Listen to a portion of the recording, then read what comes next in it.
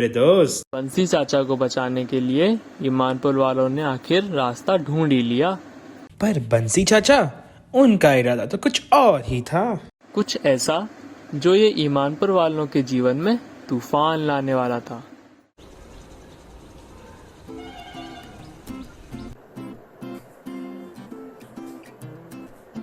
अरे मामा, काहे इतने उदास बैठे रहेंगे? क्या हुआ? अरे सोचते तो कुछ आज ही थे, वो भी दूसरों के लिए, वो भी अच्छा। तो सबका भला ही चाहते रहेंगे और सबका भला करते रहेंगे। अरे क्या खाक अच्छा सोच रहे हैं। हाँ बंसी चचा, सोते हुए अपनी मौत का इंतजार कर रहे हैं और हम यहाँ कुछ नहीं कर पा रहे। सर अलीजा, हमारे पास अगर कुछ भी होता बंसी चचा के इलाज के लिए, हम कुछ भी बेच देते। हाँ हाँ, अगर हमारे पास भी कुछ होता तो हम भी वो सब कुछ बेच देते रहेंगे।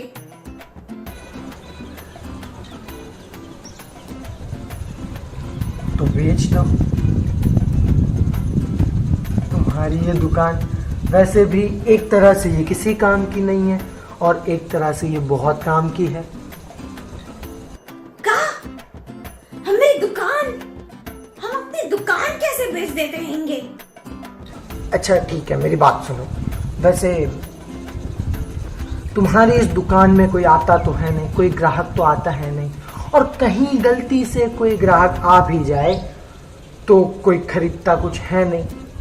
तो इस तरह से तुम्हारी दुकान तुम्हारे लिए एक नुकसान ही है। नहीं नहीं, ये दुकान काम की है, हम बता रहे हैं तुमको, ये काम की है। कैसे? रुकिए, सुनिए जरा हमारी बात।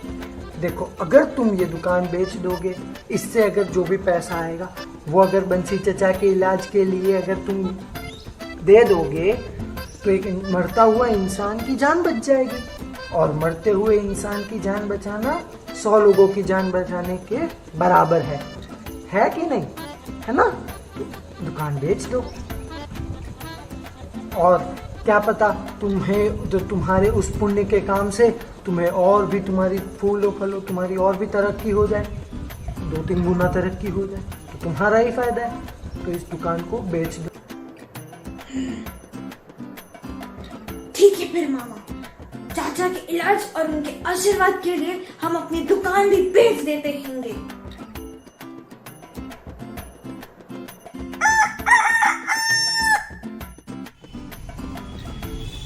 आज सिर्फ एक आदमी को छोड़कर हम सब ईमानपुर वासियों को चुल्लू भर पानी में डूब मरना चाहिए। वो महापुरुष है एलिजा। हम महापुरुष? बंसी चाचा के इलाज के लिए वो अपनी दुकान को बेच रहा है। देखिए, एलिजा अच्छा काम कर रहा है, उसने हम सबकी आंखें खोल दी है, लेकिन हम सबको शर्म आनी चाहिए कि आज कैसे एक व्यक्ति किसी दूसरे की मदद करने के लिए अपनी रोजी रोटी को कुर्बान कर रहा है, और हम सब यहाँ आपस में स्वार्थी बने बैठे हैं। अगर एलिजा जान बचाने के लिए पूरी रोटी दे सकता है, तो क्या हम सब लोग मिलकर अपनी आधी रोटी भी नहीं दे सकते? इसीलिए हम सबको बंसी चाचा के इलाज के लिए दिल खोल कर मदद करनी चाहिए, ताकि एलिजा को अपनी दुकान ना बेचनी पड़े। क्या कहते हैं आप? मतलब दिल हमरा ना यूं मोम की तरह पिघल जाता है। अरे सुन रहे हो ईमानपुर के बच्चों, सही कह रहे हैं ये। वैसे दरअसल बात ये है कि ये जो तुम्हारे मरगिल्ले से चाचा हैं, इनके लिए पहला इनिशिएटिव हम ही ले लेते हैं। मतलब हमारी दुकान अब बेचने से बच गई है।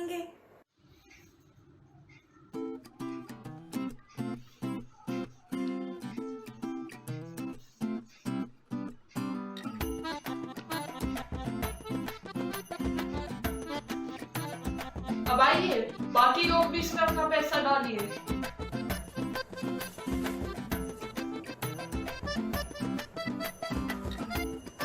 मामा हम बता दे रहे हैं, हम एक भी रुपया नहीं देंगे हम।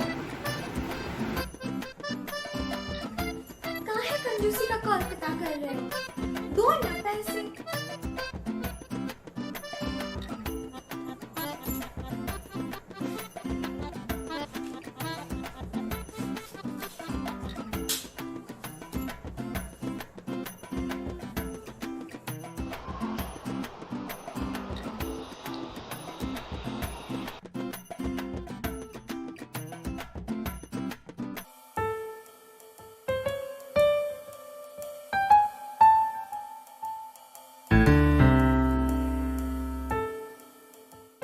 ये मामा की वजह से ही सब मामा हुआ है। हमारे पैसे वापस करो, ये सब तुम्हारी वजह से हुआ है। हमारे पैसे वापस करो। मामा, माँ की वजह हमारे से ही पैसे सब हुआ वापस करो। है। अरे एलिजा और गुड्डू गए हैं ना ढूंढने के लिए, तो आएंगे तो दूध का दूध और पानी का पानी हो जाएगा। देखो भाई, हमें नहीं लगता कि मामा ने ये सब जानबूझकर किया है, लेकिन हमें ये भी यकीन नहीं हो रहा कि क्या बंसी चाचा ऐसा कर सकते हैं। अब मैं खोलूंगा ये नसीब की पोटली।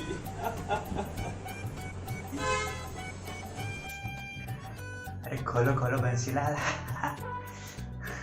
देखे तो कितना लंबा हाथ मारे हो इस बार।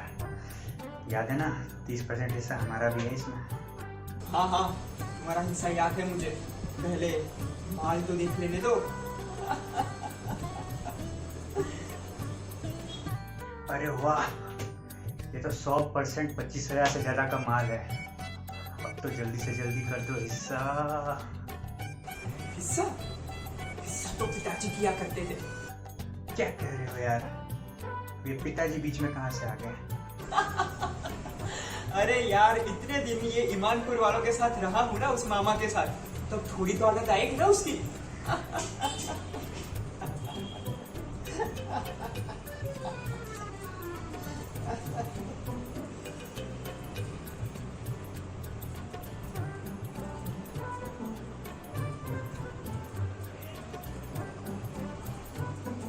नहीं डॉक्टर साहब, अब हम ये पैसे नहीं रख सकते। अरे भाई तो मत लो, सारा माल हम रख लेते हैं। नहीं, मैं आपको भी ये पैसे नहीं लेने दूंगा। क्या पागलपंती की बात कर रहे हो यार।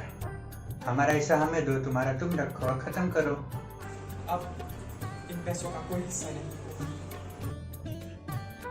बंसीलाल, कहीं तुम्हारी नीयत तो खराब नहीं हो गई? नहीं डॉक्टर साहब, मेरी नीयत खराब नहीं हुई, मेरी आंखें खुल गई। इस बार हमने बहुत ही भोले भाले सीधे साधे लोगों को ठग लिया है। इस बार बंसीलाल, तुमने जितनी बार भी जितने लोगों को ठगा है, सब सच्चे और भोले थे। याद रखना, सिर्फ सच्चे और भोले लोग ही ठगे जाते हैं, कपटी और चालाक नहीं। अब ज्यादा इमोशनल ना हो, हिस्सा बांटो और चलते बनो। बस, हमने बोल दिया ना, हिस्सा नहीं होगा तो नहीं होगा, मतलब नहीं होगा। और हमने भी बोल दिया, हम अपना हिस्सा लेकर रहेंगे। नहीं डॉक्टर साहब नहीं, मान जाइए मेरी बात डॉक्टर साहब, नहीं।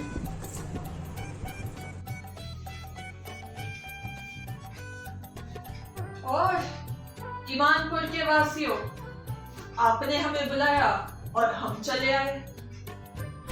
ईजी पांडे, हम ईमानपुर वासियों को लूट लिया गया है। पूरे 25,000 लूटे गए हैं हमसे। क्या आपके होते हुए 25,000 की चोरी हो गई? तुम्हारे होते हुए। हाँ सही बात है, मतलब हमारे होते हुए देखो 25,000 की चोरी कर रहे चाचा। अरे दादा जी, टेक इट इजी, क्योंकि हम हैं जी। बताओ चाचा, ये पोटली लेके फरार हो गए। अब तो चाचा की शामत आएगी गुरु। पापा, हमें अब भी नहीं लगता कि हमरे दादाजी धोखा देंगे।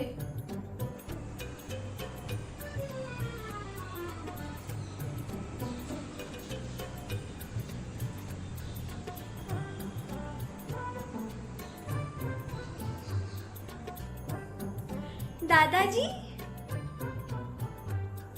नहीं बेटी, मैं तुम्हारे दादा कहलाने के लायक नहीं हूँ।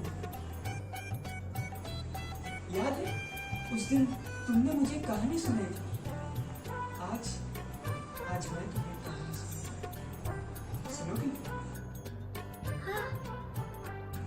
एक ठग था।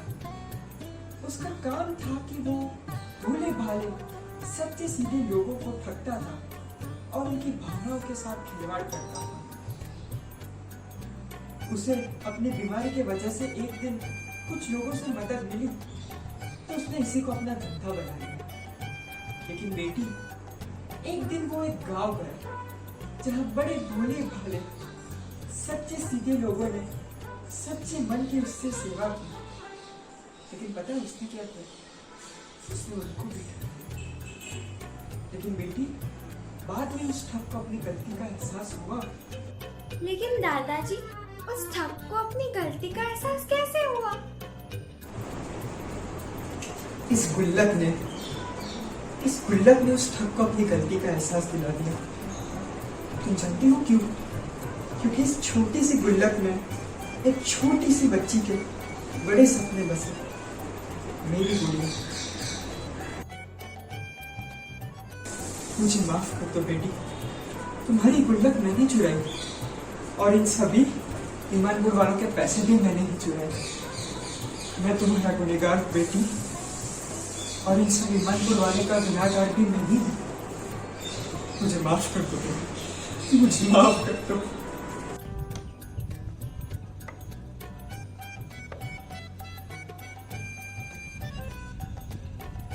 चाचा, क्यों किया आपने ऐसा? क्या चाहिए था हमें आपसे? क्यों हमारी भावनाओं के साथ इतना खिलवाड़ किया? हमें तो लगा हम आपकी मदद करेंगे, हम आपकी सेवा करेंगे तो हमें मेवा मिलेगा। दीदी, हमसे इंसान पहचानने में गलती हो गई। वैसे गलती तो पिताजी किया करते थे। देखिए, सबसे बड़ी गलती आपके सामने खड़ी है।